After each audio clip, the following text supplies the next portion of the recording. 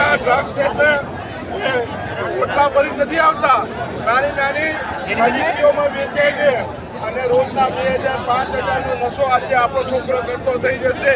તો જિગ્નેશભાઈ શું જવાબ ફરક કરવાનો? જિગ્નેશભાઈ છોકરો પકડવાનો કોણ? આપણે બધાને પકડવાના છે. આપણા સમાજના દરેક સમાજના લોકોને પોતાના ભવિષ્ય સુધારવા માટે જિગ્નેશભાઈ કોઈ પોતાના માટે નતા આવ્યા, આપણા માટે બધા માટે કરીને આવ્યા હતા. ત્યાં રજૂઆત થઈને મહિલાઓના આધારે રજૂઆત કરવા ગયા હતા. તો આપણે સર્વ સમાજે જિગ્નેશભાઈને હાથ મજબૂત કરવા માટે સરકારના આંખ ખોલવા માટે કરીને આપણે આજે રેલી કાઢવાની. ગઈકાલે એ લોકોએ રેલી કાઢી છે, આજે આપણે રેલો કાઢવાનો છે આ લોકોને.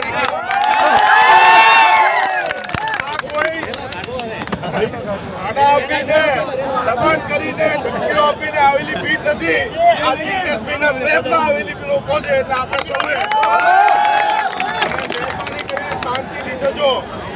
આ લોકો રેલીમાં જાતે કઈ ધમાલ કરાવવા માંગશે, ધમાલ કરાવીને આપણને બદનામ કરવા પણ માંગશે. એટલે મહેરબાની કરી કહું છું, સૂત્રોચ્ચાર કરજો, સરકાર વિરોધ કરજો, જે તંત્ર વિરોધ કરજો, પણ શાંતિ રાખવી જોઈએ. ખબર પડે કે જિગ્નેશભાઈના સમર્થનમાં જે લોકો આવ્યા હતા એકદમ શાંતિથી લોકો હતા.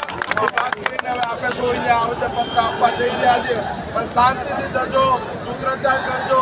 આજે જ્યારે 26મી નવેમ્બર હોય, બંધારણ દિવસ હોય, તો આપણે પણ બંધારણની અંદર રહીને આપણા હકો માટે લડવાનું છે. ત્યારે આપ સૌ શાંતિપૂર્વક આપણે રેલી કરીએ બધાને વિનંતી કરું છું.